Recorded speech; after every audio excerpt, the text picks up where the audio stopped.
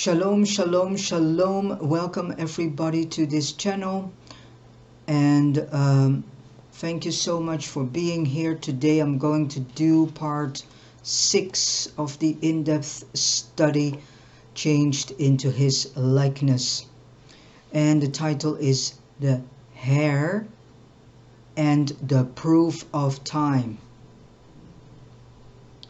By the time we reach chapter 15 of Genesis, a new idea has come into the forefront of the narrative.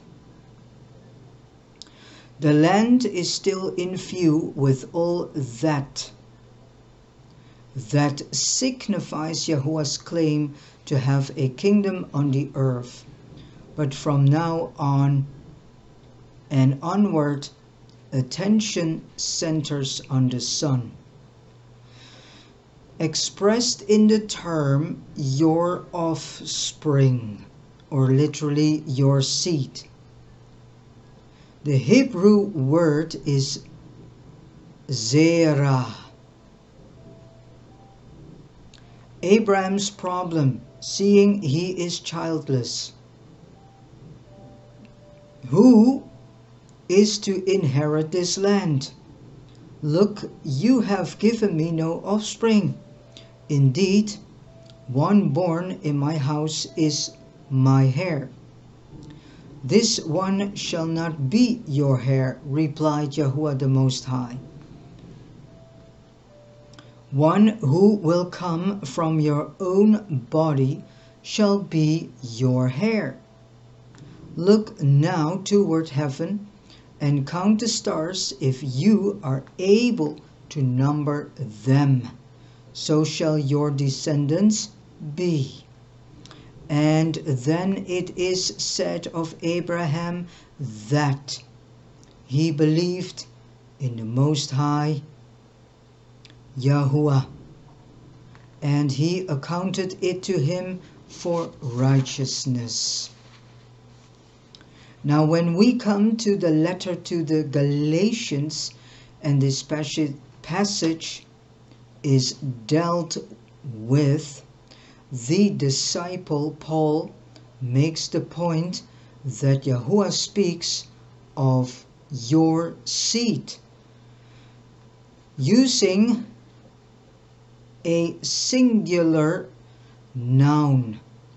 The promises were to Abraham and his seed. He does not say and to seeds, as of many, but as of one, and to your seed, who is Mashiach. Galatians 3:16. The promise pointed not only to Yitzhak, but also to Mashiach Yahusha. The son, Yitzhak, is the heir.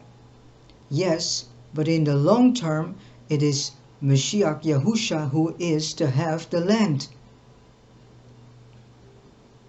He alone has the strength to take and keep it for the Most High Yahuwah. Well, to be very honest, my idea is that the land eventually belongs to Adam, because Adam will be resurrected from his death. And the being that we are calling Yahusha is actually the chief messenger and archistrate Mikael, or for many known as Michael. He is now replacing the place of Adam. But as soon as Adam is resurrected, when every word and prophecy is fulfilled, who is going to sit on the right hand of Yahuwah? That is Adam. And Adam shall reign over the land and over this earth, as it was in the meaning from the beginning, as a king, as a priest, as a prophet.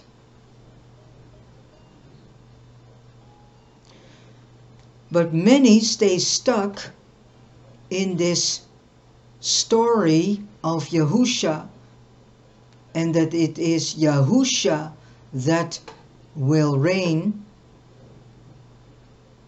Maybe he will reign for 1,000 years, but maybe not.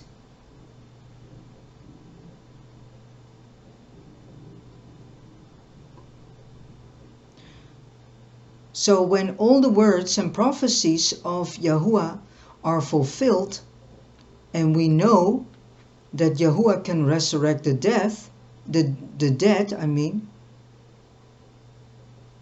all the dead will be judged.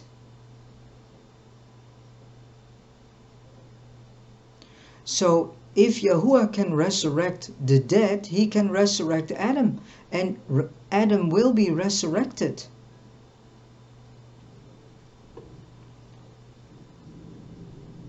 And to be very honest, I think eventually if Adam is resurrected, then Yahusha is saying, you know what, thank you for the time that I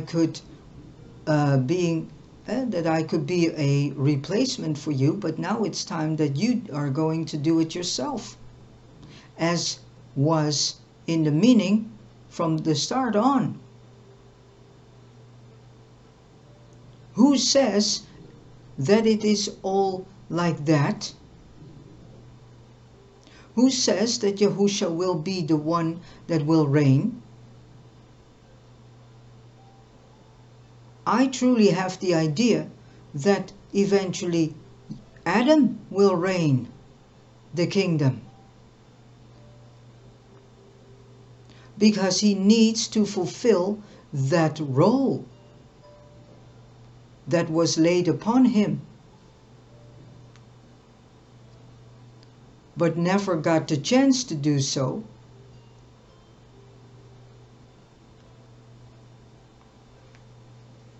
So I think we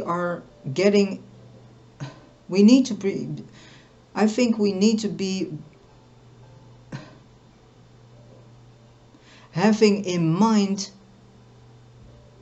that it could be the other way around. And it wouldn't surprise me at all that eventually Adam is the one that will reign, and is the one that will do the 1,000-year reign.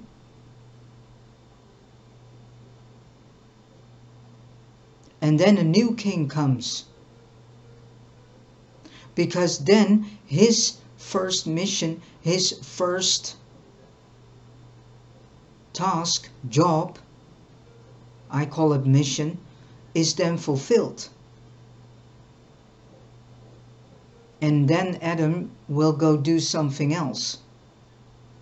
But he never fulfilled this job. So why is it that people are staying stuck with the idea that Yahusha is the one that will reign? If we know that Yahuwah is able to resurrect the dead, so he also will resurrect Adam.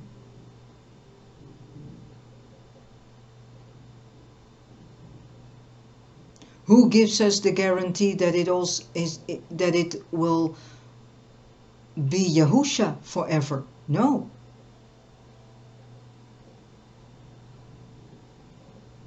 How can we be so sure? We can't. But we do pretend as if we all know it. And we do pretend as if we all are already so sure that that is the plan.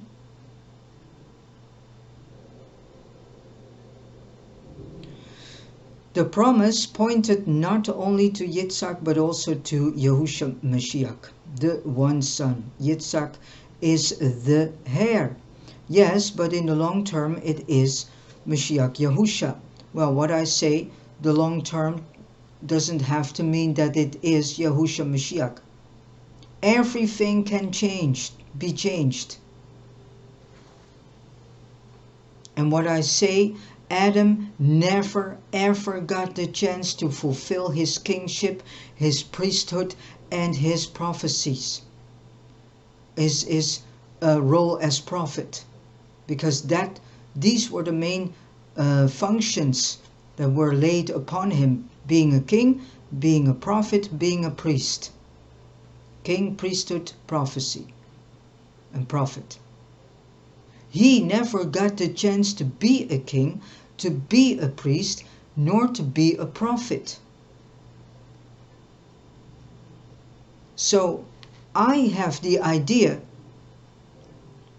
that it wouldn't surprise me that Yahuwah eventually says, you never got fulfilled your first task, what I had laid upon you. So you are being set on the throne, and you are going to reign for 1,000 years.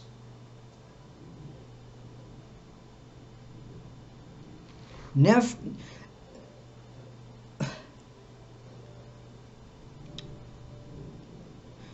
You know what the problem with humanity is?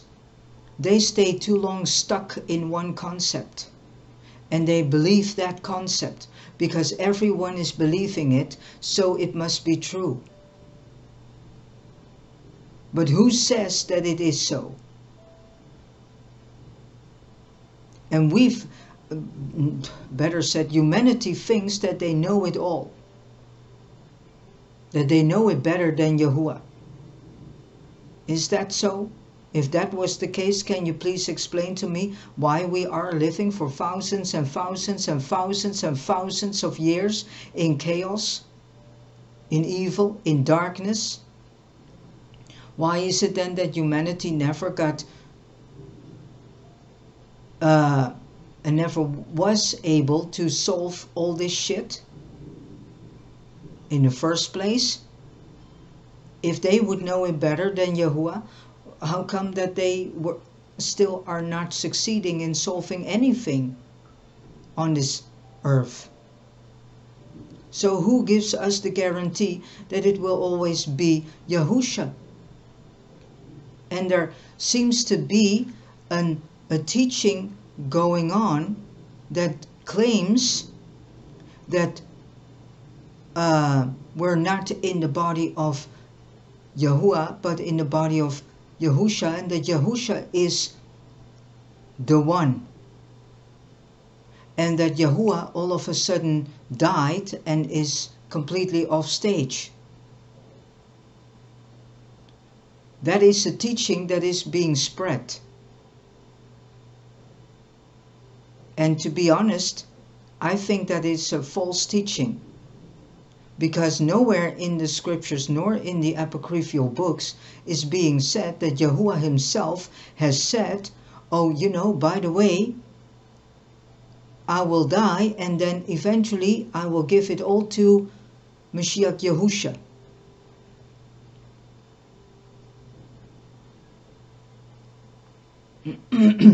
It is nowhere said. So where this false teaching is coming from, I don't know. And by which spirits this person and this group of persons are being led by.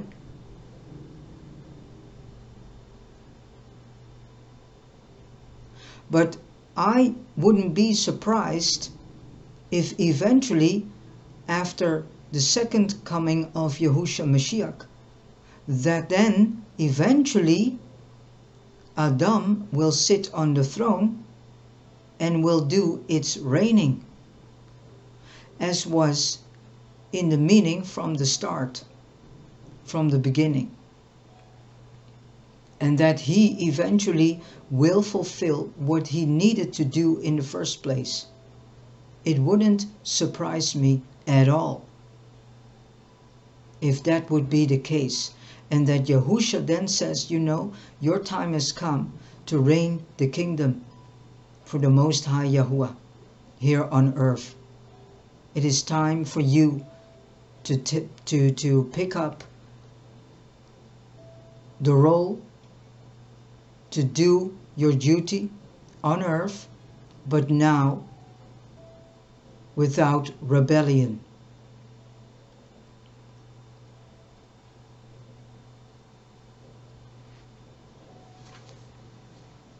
So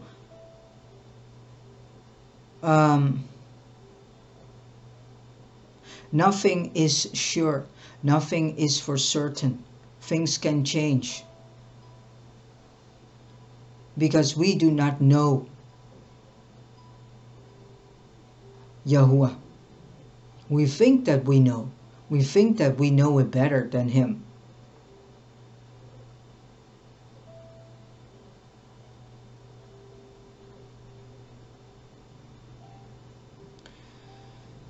So, but in the long term, it is Mashiach Yahusha who is to have the land.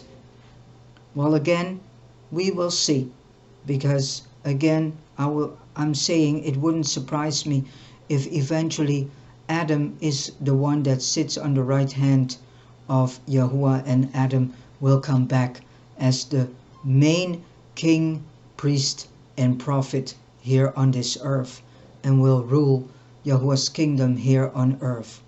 And to be very honest, I think it works like that. If he didn't fulfill that mission, he didn't fulfill that task, so why not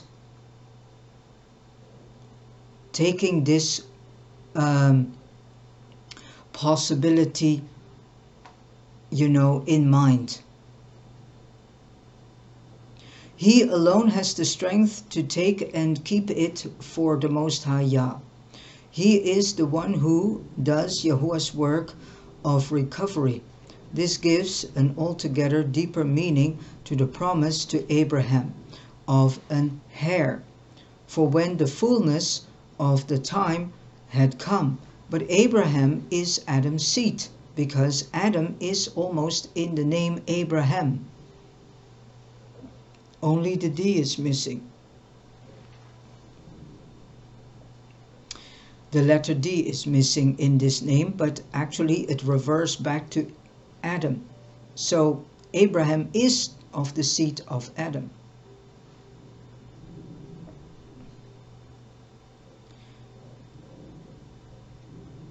The Most High Yahuwah sent forth His Son, Galatians 4:4. Without Him, the whole plan would collapse.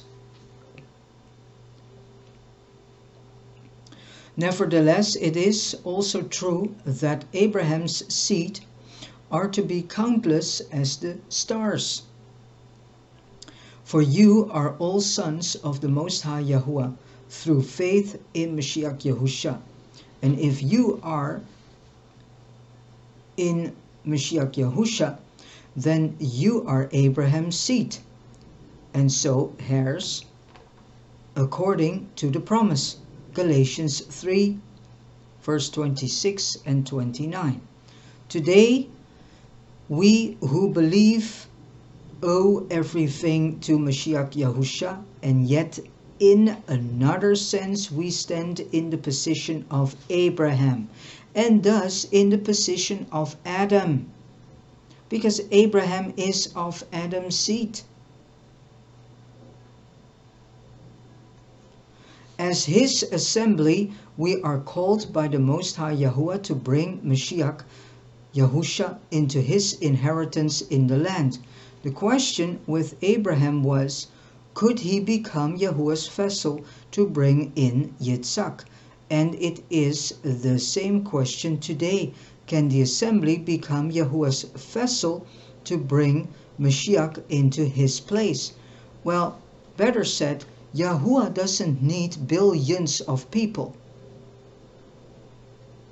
Look at the story of Noah. Eventually, 8 people were saved. 8 people. And with 8 people, Yahuwah built up a new family setting.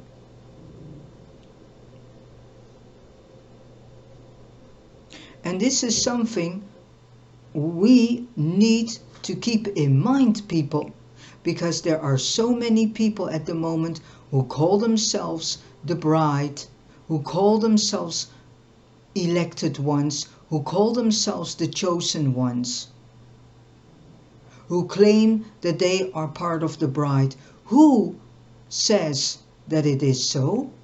What makes you so sure about that? There is nothing sure at the moment. The only sureness,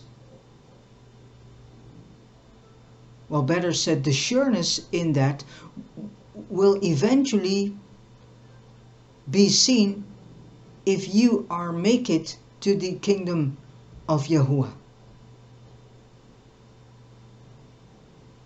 There are many called, but a few will make it. A few.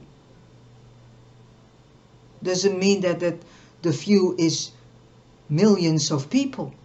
It can be literally 10 people.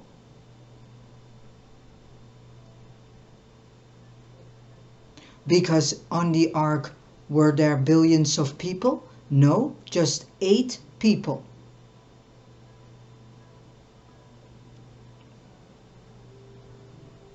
So all those people who say and claim that they are a chosen one, an elected one, that they are the bride, who says? Nothing is sure. The sureness comes if you literally see that you have entered Yahuwah's kingdom. If you have made it and have succeeded the path. Because first we get judgment day. Everyone on this planet will be judged. Everyone will stand before his throne. No matter if you're on the broad path or on the narrow path, everyone will come before his throne. So how can you be so sure that you are part of the bride, that you are a chosen one, that you are an elected one? Nothing is sure until you truly see and experience that you are standing in the kingdom of Yahuwah. And as long as that is not the case yet, nothing is sure.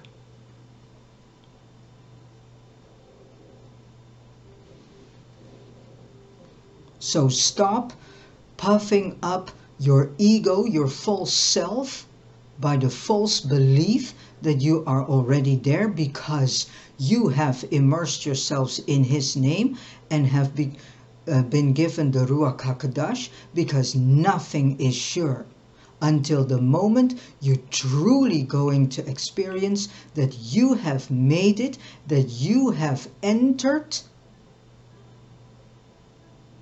the gate, and that you are standing in the Most High Yahuwah's everlasting and ever-living kingdom. And then, when you're there, then you will see if you are truly belonging to the bride, yes or no. Because there's the circle of the bride, and then around that you have the circle of friends of the bride. And then we have the 144,000. And there are so many people whom are speculating about that. Stop speculating, people. Focus yourselves on keeping your eyes focused on Yahuwah the Most High, on your path. Have yourselves focused on just one thing. Making sure that you can make it till the end. That is far more important than all these ridiculous questions about, oh, am I the part of the bride or not? Or, oh, am I part of the 144,000 or not? Oh, whom are the 144,000? Oh, I think they are all children. Oh, yeah, but I think. Leave these questions. It's not of any importance to know. The only thing that counts is that you make sure that you can stay till the end, that you make it till the end. That is the most important thing to be busy with and to be focused on, to make sure that you can endure it till the end. All these nonsense questions are irrelevant.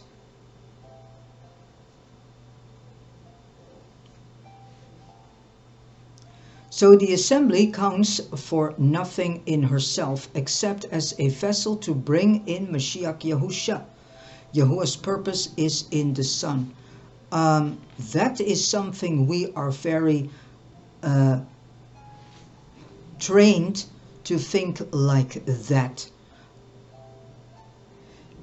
But again, it wouldn't surprise me if things are going to be completely different than man is being taught for a far too long time.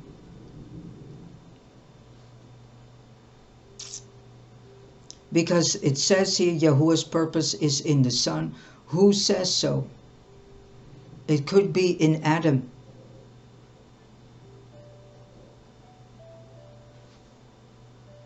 And it could be possible that Yahuwah says, you know what, Adam, your time has come now. Because again, you didn't fulfill what I asked you to do. And I want you to fulfill this. So, all right, but how? We ask ourselves, can we become such a vessel to give Yahuwah's Son the opportunity to display his power in the great work of recovery? Abraham, we find, underwent 3 further tests, this time in relation to his own son, to prepare him for this very task. In these 3 lie the answers to that question. We shall look now at the first of them. In relation to the Son, Abraham's first test was the test of time. As we have seen in Genesis 15 verse 4, Yahuwah had promised him an heir. The time went by. Abraham, we are told, had believed, but he was not a so-called superhuman. And his faith was still in the process of developing. At the age of 85, he had been in the land for 10 years. He felt it was time his son arrived, while on 85, if he was going to have one at all. So he adopted Sarah's suggestion and took her maidservant, Hagar, to be a second wife. Hagar's son was born when Abraham was 86. What he did not know was that Yahuwah had planned for him to have a son by Sarah when he himself was 100. Instead, he had Ishmael 14 years earlier, so we can say that Abraham was defeated in his first test. Yeah, because Abraham eventually got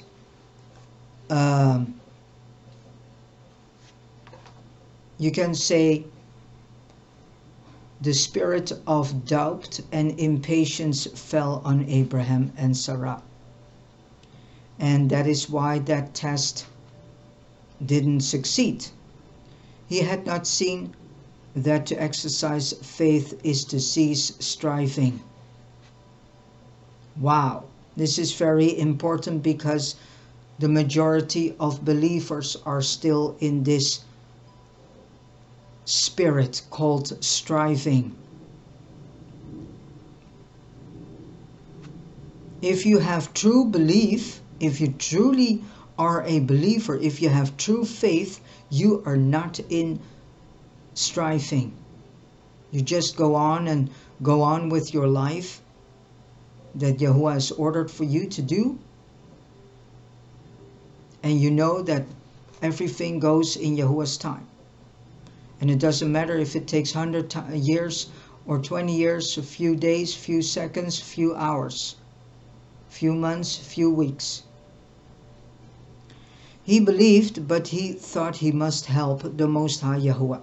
Here comes the human thing in play. He thinks. He is the flesh. The impatience. And that in taking Hagar, he was ensuring that her child should be the fulfillment of Yahuwah's promise. There were many things he knew he could not do, but surely he could do this. For this was what Yahuwah wanted. What Abraham overlooked was that this matter of the son went deeper than the mere question of his having one.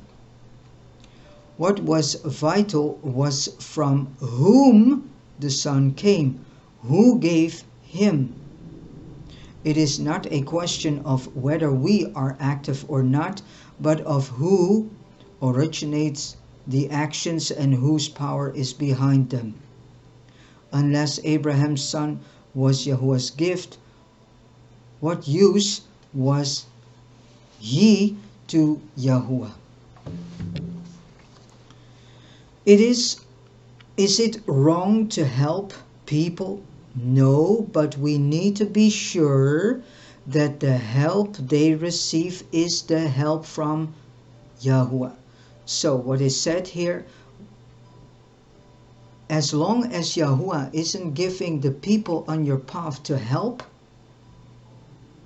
then you need to ask yourself a question if you feel the urgent to help others, if it truly is coming from Yahuwah. Because actually, I truly believe that the people you need to help will come on your path because Yahuwah will send them to you. And you will be sent to them. If they can't come to you, then Yahuwah will send you to them.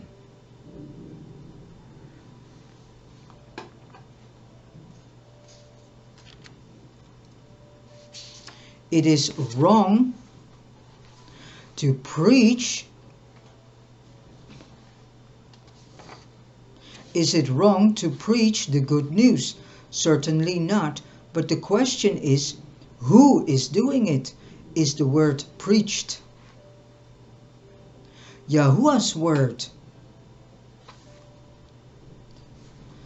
Better said, is the voice of Yahuwah speaking for you? Better said, if you are preaching the word, is that preaching of the word coming from him? Is Yahuwah the one that is saying to you, I want to preach you my word? Yahuwah does not only want right things done, he wants us to be the medium of right things that he is doing.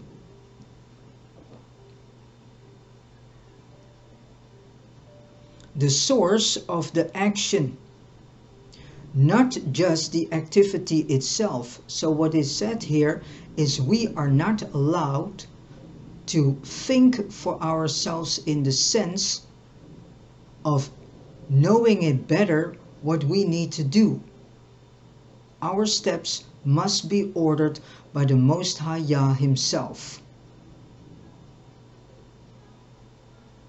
And that is why many people are experiencing a complex, difficult life. Why? Because they are constantly thinking what to do and how to do the things and how they need to do it, what they need to do. But as soon as you start to give up your life and give it into the hands of the Most High Yahuwah and say to him, please order my steps this day and lead me in all my ways today, then you are only doing things that Yahuwah is asking you to do.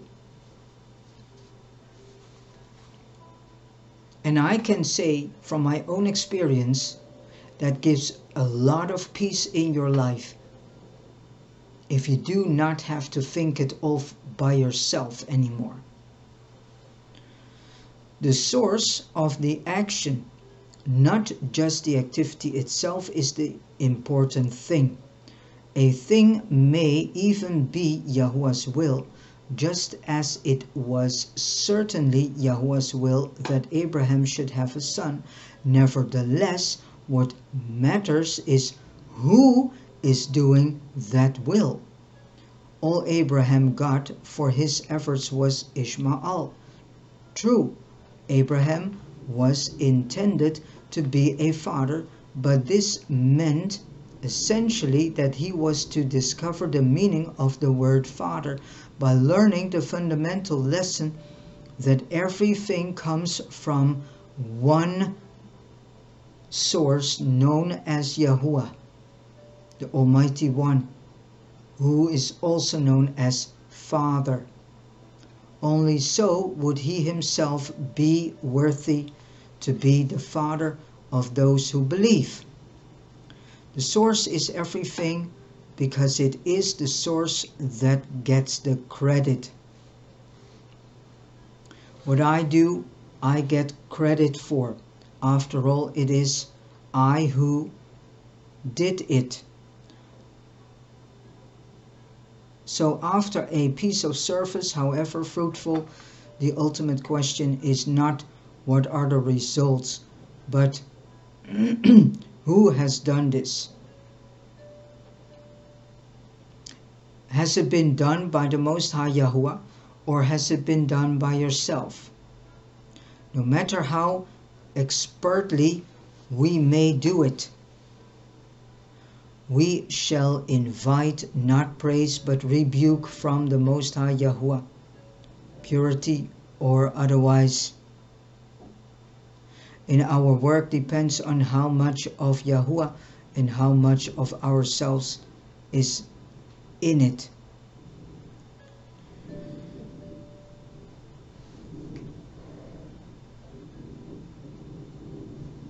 If we are truly Yahuwah's servants, we know perfectly well that we get no peace or joy from what we have done by striving. When he quietly puts us aside, we praise him because what has been done is something we have had no part in. The origin was from Yahuwah himself.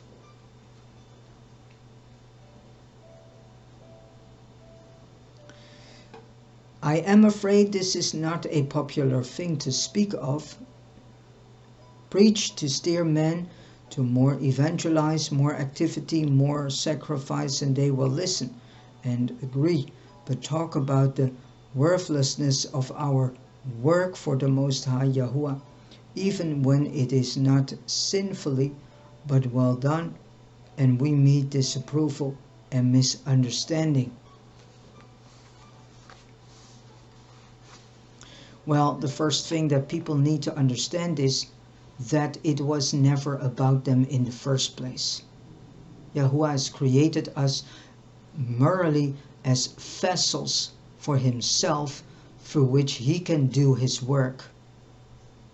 And I can say if I do things on my own, I'm not satisfied. And I was not satisfied. I was always in this restlessness. But since I have allowed myself to give it all into the hands of the Most High Yahuwah, my whole life and everything that I can do on a day, since I have allowed that to do, and since I work like that, I must say that everything I do is giving a satisfaction. I do not feel restless anymore. And as soon as I do something all by myself, because I think that I need to do that, I have a restless day. And at the end of the day, I'm not fulfilled, I'm not satisfied. But as soon as I just listen to what the Most High Yahuwah is telling me to do, I feel satisfied. Every piece and form of restlessness, it's not there. And at the end, I have something like, wow, we did a good job today.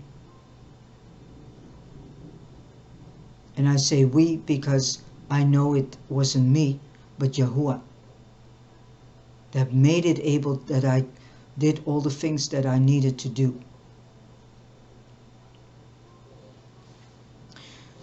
Yet this is the central point in service, whether we can bring in Mashiach, Yahusha, to be Yahuwah's vessel of recovery depends on whether we can get out of the way to make room for Him. Nothing, good work, service, preaching the word, even doing His will can satisfy His heart if we are the source of it.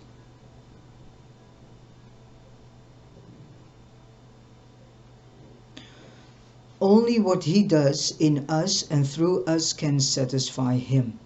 We watch a child making models out of mud. He may have real imagination and produce some quite recognizable models, but we say they are nothing but mud. It is only childish play. Yet the difference between that child and ourselves is very trifling compared with the difference between ourselves and the Most High Yahuwah. He is the Most High Yahuwah, we are man. He uses us and rejoices to use us.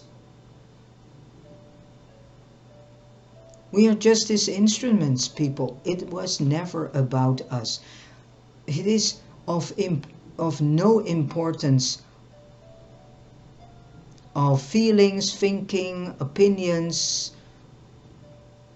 Our meaning is not of importance. Our opinions are not of any importance. Our feelings have no importance. That's harsh to hear, because many people are so indoctrinated by this lie individualism. And this lie individualism has taught people that it is all about them and that their feelings, meanings and opinions are counting and are of importance. No, it's not. It was never about you in the first place. Never. Your meanings are irrelevant. Your feelings are irrelevant. Your opinions are irrelevant.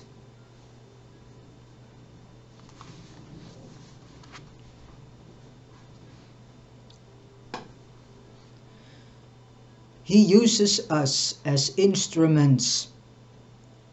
In Galatians, the disciple Paul draws an interesting parallel with this passage. Hagar, he says, represents the law. The 10 Commandments are, of course, 10 things that Yahuwah the Most High requires. The 10 Commandments, people, are an instrument to keep us in line with Yahuwah's authority. These 10 Commandments represent Yahuwah's authority. And if you do not walk in His 10 Commandments, you are not walking in His authority. You are rejecting His authority. In Abraham too, we have a man seeking to give Yahuwah the Most High what He requires. He has set out to please Yahuwah. Yet those who do so, Paul says, put themselves under a curse. Wow. Galatians 3 verse 10. The only effective form of Abraham's good works is that Ishmael is born. according to the flesh. Galatians 4 verse 29. The Most High Yahuwah had said that the son would be Saras. Yitzhak was the child of promise. Galatians 4 verse 28. A work of Yahuwah's grace. And grace is Yahuwah working instead of me. When Yahuwah worked, Yitzhak was born according to the Ruach HaKadosh. At 86, Abraham's natural strength had been still there. At 100, his body was as good as dead. Romans 4 verse 19. There was no longer any way for him to have a son naturally. Then Yitzhak came. We too need to reckon ourselves dead before we can believe fully in the Most High Yahuwah, who gives life to the dead. Abraham was shown that he himself was not the father, the source of anything. Yahuwah the Most High waits until we have reached an end of ourselves, and then Yitzhak comes. There is something of the atmosphere of Genesis 1 here. There is no other chapter in the book of scriptures like that one. Yahuwah saw everything that he had made, and indeed it was very good.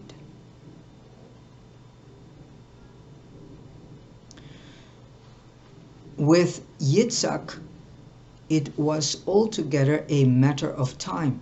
Yahuwah's time. And that is something people do not want to acknowledge nor accept. We are so filled with impatience, each one of us. There is no human on this planet that can exercise the perfect level of patience as the Most High Yahuwah can exercise.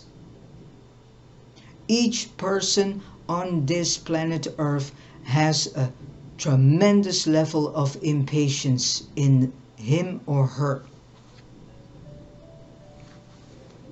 And we always think that we need to help Yahuwah a little hand, and then we decide to turn the situation because of impatience, because we want to receive it faster. But that's not how Yahuwah is working. What I say, I get on my path at the moment things that I wished for 10 years ago. And then I have it, and then I'm like, wait a minute, but I've asked for this years ago. And some things that I do get on my path, I have asked for 10 years ago, and I get it now.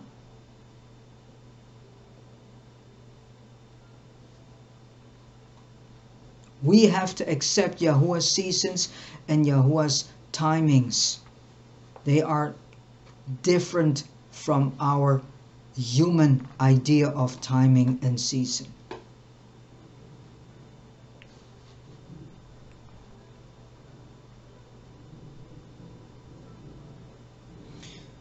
It is Yitzhak, not Ishmael, who is the one to fulfill Yahuwah's purpose and maintain his witness in the earth. Not only was Ishmael valueless to the Most High Yahuwah, none have so injured Yahuwah's people and their witness, or so fought against Yahuwah himself as has Ishmael. To try to help the Most High Yahuwah can be to endure his work. There may be many Ishmaels, but there is only one Yitzhak. We can bring Ishmael on the scene at any time. There's only one time for Yitzhak, Yahuwah's time. Shall we decide to wait for Yitzhak, or shall we determine to have Ishmael in his place? Any time is convenient for Ishmael. For Yahuwah the Most High to have complete dominion over us means coming to the extreme end of ourselves, and yet to know that the Most High Yahuwah has spoken through us himself, even once, is better than a lifetime of our own service. Don't compare yourself with others. Oh, that is something people are so deeply rooted with, comparing themselves with others. That keeps the spirit of strife in full alive. Comparing yourselves with others has to do with pride, envy, jealousy, strife.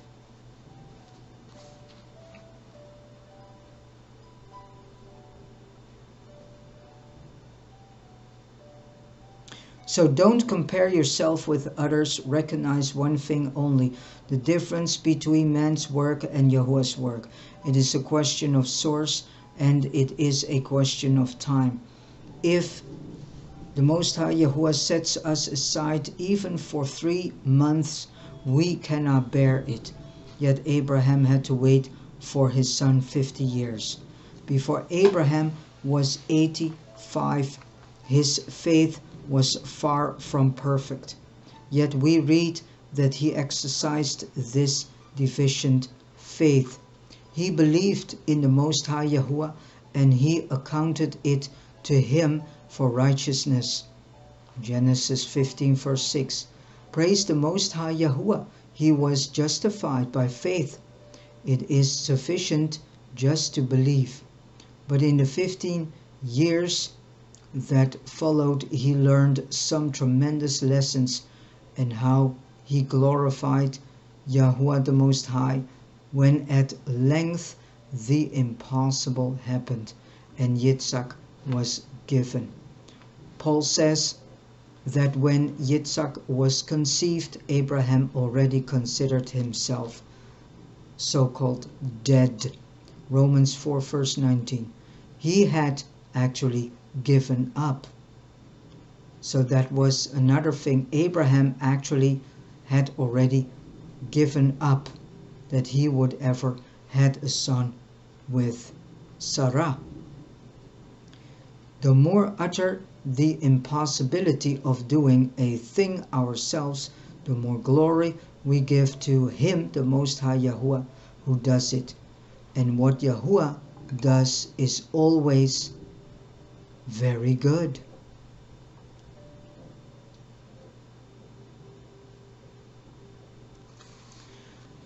Wow, an interesting teaching, interesting lesson, interesting words of wisdom. And I would say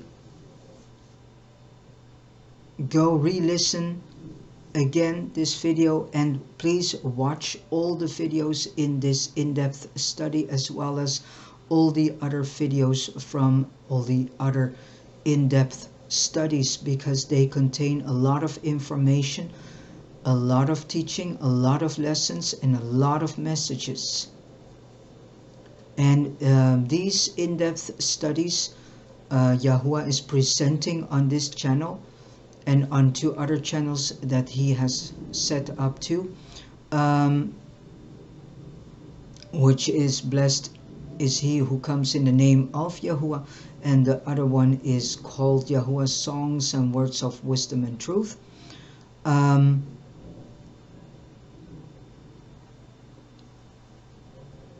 The in-depth study series on these channels are truly food for your spirit. And the Food for Your Spirit series, the daily word coming from Yahuwah, go listen to these messages too, because it's not just bringing out a daily word. There is a teaching in it. There is a message in it. So again, thank you for coming to this channel. I wish you all a Baruch day.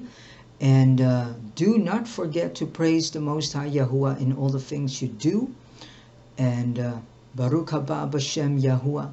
Hallelujah, hallelujah, hallelujah. Baruch Yahuwah, Baruch Yahuwah, Baruch Yahuwah. I'll see you next time.